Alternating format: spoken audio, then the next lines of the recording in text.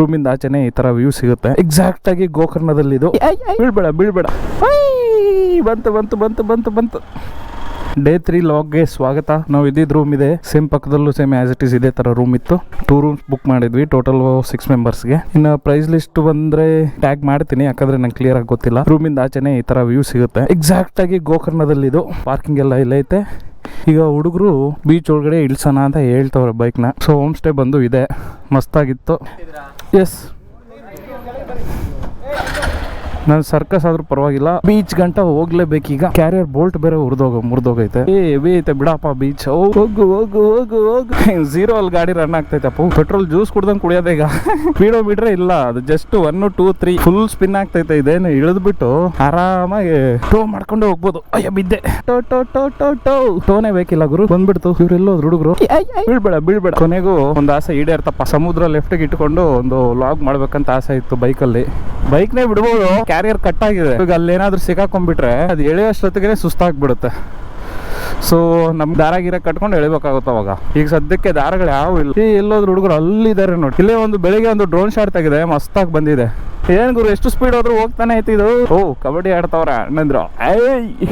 ಕಬಡ್ಡಿ. ಅಯ್ಯೋ ಬಿದ್ದೆ ಗುರು. ಸ್ಲೋ ಹಿಂಗೆ ಡ್ಯಾನ್ಸ್ ಮಾಡ್ತೈತೆ. ಪೂಜೆ ಮಾಡಿದ ದಿನ ಹಾಕಿರೋ ಹೂವು ಇದು, ಇನ್ನೂ ಹಂಗೆ ಐತಿ. ಸಮುದ್ರಕ್ಕೆ ಬಿಡೋಣ ಇವಾಗ. ಎಸ್, ಹೋಗು ಸಮುದ್ರಕ್ಕೆ. ಬಂದೆ, ಹುಡುಗರು ಆಲ್ರೆಡಿ ಇಲ್ಲಿ ನಿಂತವ್ರೆ. ಏನು ಯೋಚನೆ ಮಾಡ್ತಾರೋ ಗೊತ್ತಿಲ್ಲ. ಸೊ ನಾವು ಬೀಚಿಗೆ ಬಿಡೋದಾ ಬೇಡವಾ?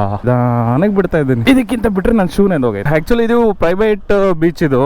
ಅಲ್ಲೂ ಹೇಳಿ ಎಷ್ಟು ಸ್ಪೀಡಾಗಿ ಹೋಯ್ತು. ಇದು ಪ್ರೈವೇಟ್ ಬೀಚು, ಅದಕ್ಕೆ ನಾವು ಆರಾಮಾಗಿ ಇಲ್ಲಿ ಬೈಕ್ ಇಳಿಯೋಕ್ಕೆಲ್ಲ ಆಯ್ತು. ಅಲ್ಲಿ ಮಲ್ಪೆ ಅಲ್ಲಿ ಇಲ್ಲೆಲ್ಲ ಒಳ್ಳೆ ಸೀನ್ಗಳಾಯ್ತಪ್ಪ. ಅಲ್ಲೆಲ್ಲ 1-2 ನಿಮಿಷನೂ ನಾವು ಹಿಡಿಯೋಕೆ ಆಗ್ಲಿಲ್ಲ. ಹೋಗ್ಲಿ ಬಿಡಿ, ಇದು ಮಸ್ತಾಗೈತೆ ವ್ಯೂ, ಹೆವಿ ಆಗೈತಪ್ಪ ಇದು.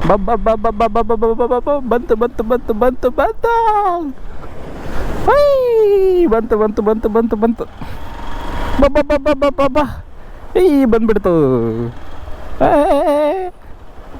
ಎಳಿಬೇಡ. ಅಯ್ಯಪ್ಪ, ನಾನು ಗಟ್ಟಿ ನೆಲಕ್ಕೆ ಹೋಗ್ಬೇಕು. ಯಾಕೊಂಡು ಹೋಯ್ತೈತಿದ್ದು ನಾಯಿ ಒಂದೇ ಒಂದು. ಯಾಕಪ್ಪ ಒಬ್ಬನೇ ಬಂದಿದ್ಯಾ? ನಮ್ಮ ಥರ ಗ್ಯಾಂಗ್ ಹಾಕೊಂಬರತ್ತಾನೆ. ಶೂ ನೆನೀತು. ಇದೇ ರೀಸನ್ಗೆ ಪರ್ಟಿಕ್ಯುಲರ್ ರೈಡಿಂಗ್ ಶೂಸ್ ಹಾಕಬೇಕು ಅಂತ ಹೇಳೋದು. ನೋಡಿ, ಪಟ್ಟನ್ನೆಂದು ಹೋಯ್ತು. ಈಗ ಇನ್ನೂ ಎಷ್ಟು ಒಂದು 3-4 ಅವರ್ಸ್ ಜರ್ನಿ ಇದೆ. ಗೋವಾ ಗಂಟೆ ಹೊಡಿಬೇಕೀಗ. ಇಲ್ಲಿಂದ 120 ಕಿಲೋಮೀಟರ್ ಸಮಥಿಂಗ್ ಏನೋ ಇದೆ.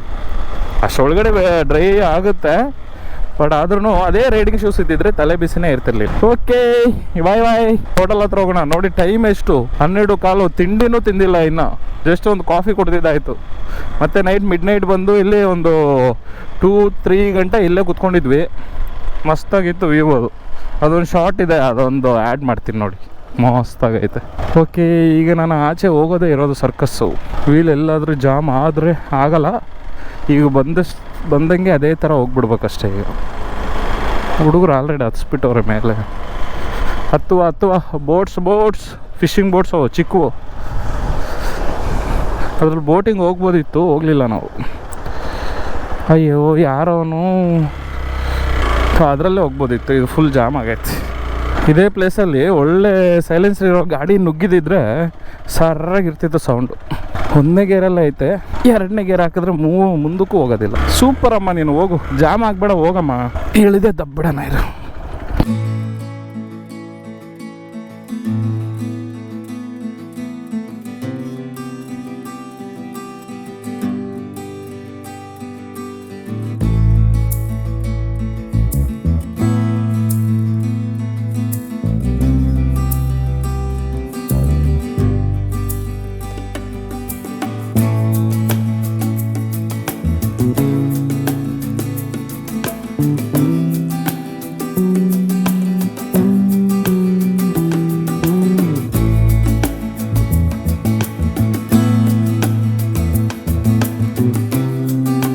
ಸೊ ರೆಸಾರ್ಟ್ ಅಲ್ಲ, ಇದು ಹೋಮ್ ಸ್ಟೇಯಿಂದ ಈಗ ಹೊರಡ್ತಾ ಇದ್ದೀವಿ. ನೋಡಿದ್ರೆ ಇಲ್ಲಿ ಕ್ಯಾರಿಯರ್ ಕಟ್ ಆಗಿಬಿಟ್ಟಿದೆ. ನೋಡಿ ಎಷ್ಟು ಲಿಫ್ಟ್ ಆಗಿದೆ ಅಂತ. ಇದು ಎಷ್ಟು ಮಾತ್ರ ಬರುತ್ತೋ ಗೊತ್ತಿಲ್ಲ. ಇನ್ನು ಗೋವಾ ಗಂಟ ರೈಡ್ ಮಾಡಬೇಕು.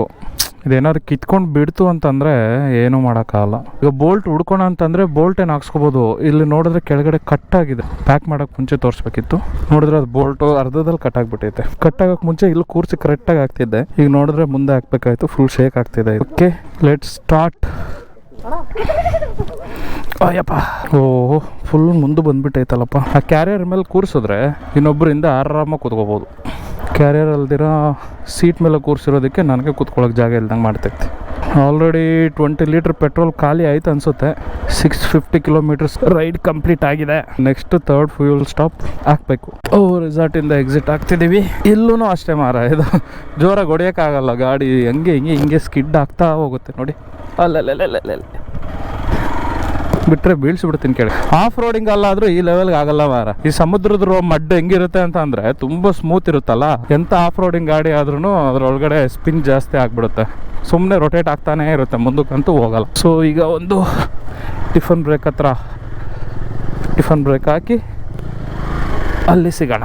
ಈ ಕ್ಲಿನಿಕಲ್ ಸೈಡ್ ಬಿಟ್ಟು IT ಸೆಕ್ಟರ್ಗೆ ಏನಾದರೂ ಹೋಗ್ಬಿಟ್ರೆ ಹಿಂಗೆ ಇರುತ್ತೆ ನೋಡಿ. ಮುಂದೆ ಬೈಕ್ಗಳು, ನಾನು ಬೈಕಲ್ಲಿ, ಡ್ಯೂಟಿ ಮೊಬೈಲಲ್ಲಿ.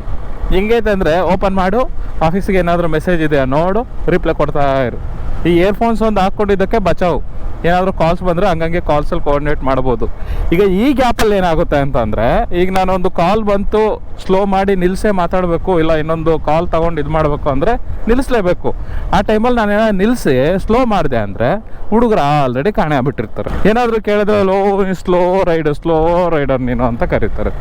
ನಾನು ಎಂತ ಮಾಡಲಿ, ನಾನು ರೈಡಿಂಗಲ್ಲೂ ಡ್ಯೂಟಿ ಮಾಡ್ತಾ ಇದ್ದೀನಿ ಅಂತ ಹೆಂಗೆ ಎಕ್ಸ್ಪ್ಲೈನ್ ಮಾಡಲಿ ಅವ್ರಿಗೆ. ಅದೇ ಕ್ಲಿನಿಕಲ್ ಫೀಲ್ಡ್ ಹೋಗ್ಬಿಟ್ರೆ ಯಾವ ತಲೆ ಬಿಸಿನೂ ಇರೋದು. ಅಲ್ಲಿ ಏನಾದರೂ ಇದ್ದರೆ ಮಾತ್ರ ಅಲ್ಲಿ ವರ್ಕ್ ಇರೋದು. ಅಲ್ಲಿ ವರ್ಕ್ ಏನಾದರೂ ಇಲ್ಲ ಅಂತಂದರೆ ಫೋನ್ ಜಸ್ಟ್ ಒಂದು ಕಾಲ್ ಬಂದರೆ ಬರ್ಬೋದು, ಇಲ್ಲ ಅಂದರೆ ಇಲ್ಲ.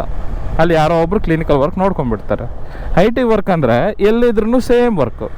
ಅಲ್ಲಿದ್ದರೂ ಫೋನ್ ಕಾಲು, ಇಲ್ಲಿದ್ದರೂ ಫೋನ್ ಕಾಲು. ಇನ್ನು ನನ್ನ ಅದೃಷ್ಟಕ್ಕೆ ನನ್ನ ಕಾಲ್ಸ್ ಬ್ಯುಸಿ ಬಂದಾಗ ತಲೆ ತಿನ್ನೋರು ಯಾರಿಲ್ಲ. ಆಫೀಸ್ ಕಾಲ್ ಅಂತ ಹೇಳಿದ್ರು ನಂಬಬೇಕಲ್ಲ ಅವರು. ಇಟ್ಸ್ ಓಕೆ, ಇವೆಲ್ಲನೂ ಸೈಡಿಗೆ ಬಿಟ್ಟು ವೀಕ್ ಡೇಸಲ್ಲಿ ವೀಕೆಂಡ್ಸಲ್ಲಿ ಒಂದು 3-4 ಡೇಸ್ ಹಿಂಗೆ ಲಾಂಗ್ ರೈಡ್ ಬರೋಣ ಅಂತ ಬಂದ್ರೂ ಈ ವರ್ಕ್ ಇದೆ. ಎಲ್ಲ important, piece important, work important. Work ಇಲ್ಲ ಅಂತಂದರೆ ಸ್ಯಾಲ್ರಿಗಳಿರಲ್ಲ, ಸ್ಯಾಲ್ರಿ ಇಲ್ಲ ಅಂದರೆ ಮನೆ ನಡೆಯಲ್ಲ. ಫಾರ್ವರ್ಡ್ ನಮಗೆ ಇನ್ನೊಂದು 12 ಕಿಲೋಮೀಟರ್ಸ್ ಇದೆ. 12 ಕಿಲೋಮೀಟರ್ಸ್ ಇದೆ ಅನ್ನೋ ಟೈಮಲ್ಲಿ ಈ ಬೆಟ್ಟನ ಹೋಲ್ ಮಾಡ್ಕೊಂಡ್ಬಿಟ್ಟು ಒಂದು ಟನಲ್ ರೆಡಿ ಮಾಡಿದ್ದಾರೆ.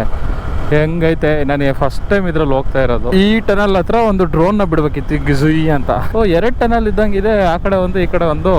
ಇದು ಬಿಟ್ಟರೆ ನಮಗೆ ಇಲ್ಲಿ ಲಡಾಖ್ ಹೋಗೋ ಪ್ಲೇಸಲ್ಲೆಲ್ಲ ಇದೆಲ್ಲ ಸಿಗುತ್ತೆ ಟನಲ್ಸು.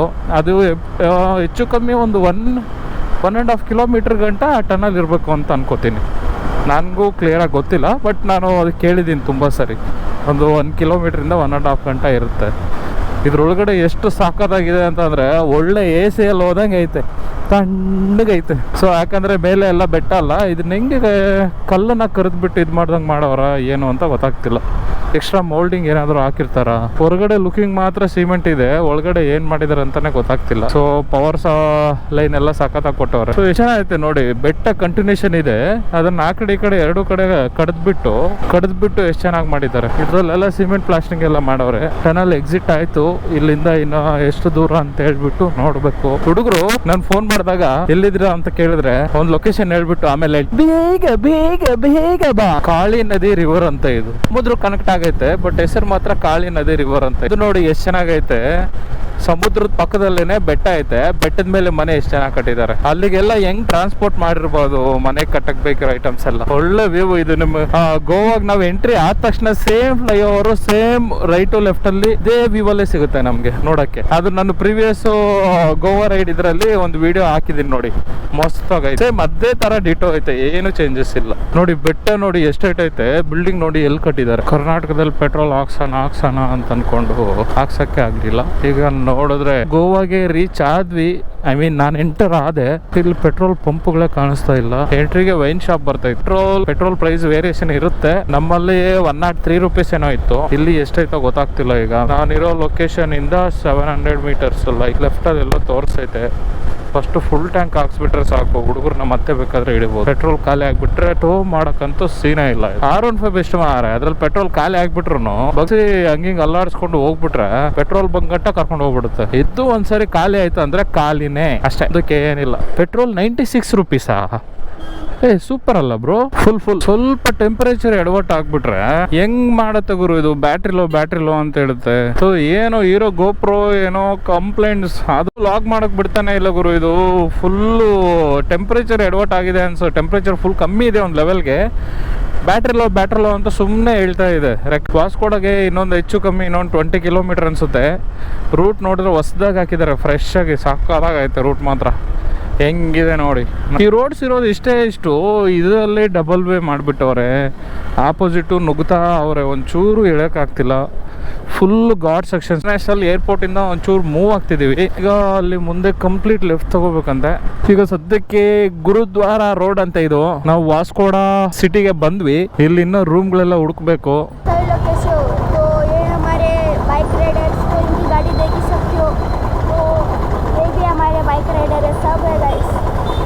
ಗೋವಾ ರೀಚ್ ಆದ್ವಿ. ಗೋವಾ ರೀಚ್ ಆದ ತಕ್ಷಣ ಎಲ್ಲರೂ ಬೀಚ್ ಕಡೆ ಹೋಗ್ತಾರೆ. ನಾವು ನೋಡಿ ನಾವು ದೇವಸ್ಥಾನಕ್ಕೆ ಬಂದ್ವಿ. ಇದು ಆ್ಯಕ್ಚುಲಿ ಬೀಚ್ ಪಕ್ಕದಲ್ಲೇ ಇರೋದು, ಬೈನಾ ಬೀಚ್ ಅಂತ ಹೇಳ್ಬಿಟ್ಟು. ಅದ್ರ ಪಕ್ಕದಲ್ಲೇ ಒಂದು ಪೂಜೆ ನಡೀತಾ ಇತ್ತು. ಅದಕ್ಕೆ ಇದೊಂದು ದರ್ಶನ ತಗೊಂಡು ಹೋಗೋಣ ಅಂತ ಬಂದಿದ್ದೀವಿ. ಎಲ್ಲರೂ ಬೀಚ್ ಅಂತ ಬಂದಮೇಲೆ ಡೈರೆಕ್ಟು ಮೇಯ್ನ್ ಸೆಂಟ್ರ್ ಸಿಟಿಗೆ ಹೋಗ್ತಾರೆ. ನಾವು ಕಾರ್ನರ್ ಸಿಟಿಗೆ ಬಂದಿದ್ದೀವಿ. ಕಾರ್ನರ್ ಮೀನ್ಸ್ ಇದು ನಾರ್ತ್ ಬಂದುಬಿಟ್ಟು ಇದು ಬೈನಾ ಬೀಚ್ ಅಂತ ಹೇಳ್ಬಿಟ್ಟು ವಾಸ್ಕೋಡ ಸಿಟಿ ಅಂತ ಇದೆಯಲ್ಲ ಅದರೊಳಗಡೆ ಬರುತ್ತೆ. ನೋಡಿದ್ರೆ ಅಷ್ಟೇನು ಕಳೆ ಇಲ್ಲ, ಫುಲ್ ಫ್ರೀ ಇದೆ. ಇದು ಆ್ಯಕ್ಚುಲಿ ವಾಟರ್ ಸ್ಪೋರ್ಟ್ಸ್ ಅಸೋಸಿಯೇಷನ್ ಏನೇನಾಯ್ತಪ್ಪ ಇಲ್ಲಿ, ಸ್ಕೂಬಾ ಡೈವಿಂಗ್ ಎಲ್ಲ ಇದೆ. ನಮ್ಮ ಬ್ಯಾಕ್ಗ್ರೌಂಡಲ್ಲಿ ಒಳ್ಳೆ ಒಂದು ಸಾಂಗ್ ನಡೀತಾ ಇದೆ. ಕ್ರೌಡಿಯಾಗಿಲ್ಲ.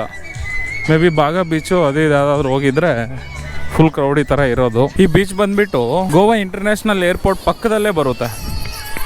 ಅಲ್ಲಿ ನಮ್ಮ ರೈಟಲ್ಲಿ ಕಾಣಿಸ್ತಿದೆಯಲ್ಲ ಅದೇ ಗೋವಾ ಇಂಟರ್ನ್ಯಾಷನಲ್ ಏರ್ಪೋರ್ಟ್ ಅದು. ಸೊ ಏರ್ಪೋರ್ಟ್ ಪಕ್ಕದಲ್ಲೇ ಇದೆ. ಆ ಕಡೆ ಫ್ಲೈಓವರ್ ಇದೆ. ಬಟ್ ಅಷ್ಟೇ ಹೇಳ್ಕೊಳ್ಳೋಷ್ಟೇನಿಲ್ಲ. ಸೊ ಸ್ವಲ್ಪ ಪೀಸಾಗೈತೆ ಅಷ್ಟೇ, ಜನ ಕಮ್ಮಿ ಇದ್ದಾರೆ. ಸೊ ಓಕೆ ಎಲ್ಲ ಹೊರಡ್ತಾ ಇದ್ದಾರೆ. ಸೊ ಈ ಕರಾವಳಿ ರೈಡು ಇವತ್ತಿಗೆ ಇಲ್ಲಿಗೆ ಮುಕ್ತಾಯ ಆಗುತ್ತೆ. ಸೊ ಸಿಗೋಣ ಮುಂದಿನ ವೀಡಿಯೋಸ್ ಹೊಸದಾಗಿ ಯಾವುದಾದ್ರೂ ಸ್ಟಾರ್ಟ್ ಆದರೆ. Thanks for watching the video. Thank you. Bye bye. Please enjoy all videos. Don't miss. Thank you.